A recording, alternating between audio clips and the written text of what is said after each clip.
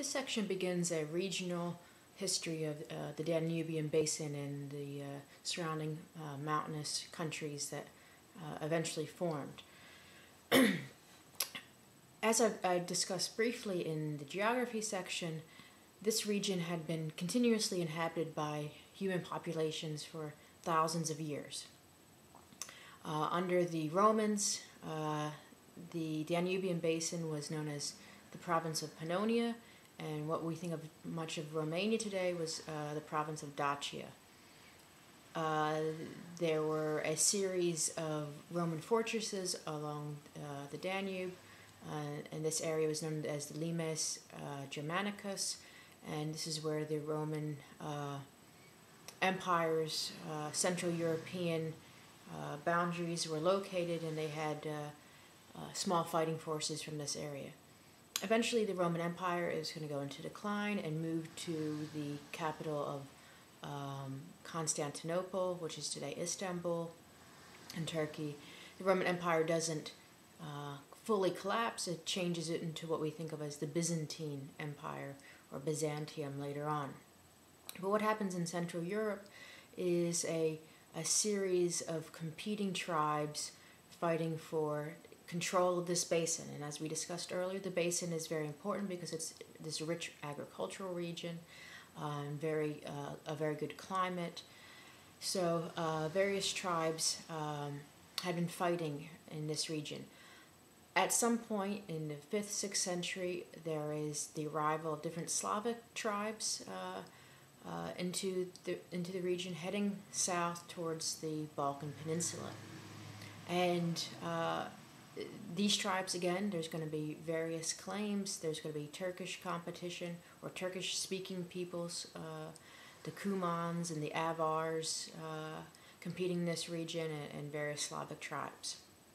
The big change is going to happen in the 9th century when the Magyar population today, which we think as Hungarians, the Magyars are going to come from the Ural Mountains and eventually take over this area. They were a horse-riding tribe, and they wreaked havoc among the Slavic tribes that were in the area and took control of the basin in what we think of modern Hungary today.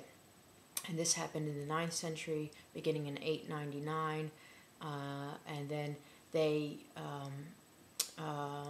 unite into a kingdom a few years later, and then this kingdom is going to be recognized by the Catholic Church in the year 1000.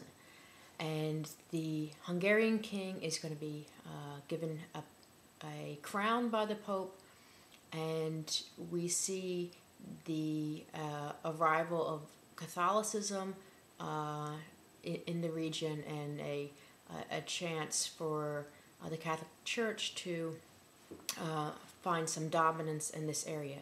We have competing factors. We have Orthodox churches trying to establish control of the region of Central Europe, and we have Catholic churches. So there's this continual conflict here as who will dominate the area in terms of which form of Christianity. Around the year 1000, the Orthodox and Catholic Church finally split for good, and based on different practices. And so when we see the Hungarians accept Christianity, or at least the Hungarian princes, then it shows this area has been claimed by the Catholic Church. This becomes a religious movement from the top down. So what we see is that you first see the king accept the religion, and then they put it upon the people. So it's not something that is coming from an underground of popular participation of the locals. It's from the top down. So the Hungarians take control of this area, and we see other communities also accepting Christianity. There's going to be a kingdom of Bohemia and Moravia, which is present-day Czech Republic today. These become Catholic converts. What we think of as the Austrian lands today, this is a strong Catholic region, and they're going to be defenders of the counter-revolution in the 16th century against the Protestant movement. The Austrians have traditionally been Catholic and defenders of Catholicism in the area. The Kingdom of Croatia becomes a Catholic kingdom as well, and the Croatian crown is going to unite with the Hungarian crown in the 13th century, and this becomes very popular in the region that the originating dynasties, as they die out in the region, do not look to their own nobles to replace the crown of someone from within. They look to a king from without, from on the outside. And the reason for this is because this was a way of stopping internal dissension. So they thought, if we get an outsider as the king, then the nobles can have their rights renewed, and the incoming king hopefully will be subject to the will of the nobles because he's been invited in. So the original dynasty of the Hungarians, the Arpad dynasty, will die out, and they will bring in Louis or Lajos, who was from Anjou, and at different times the Hungarians are going to have Polish kings and kings from throughout the region, and this is the same throughout this whole area. This is something that's very distinct of Central Europe.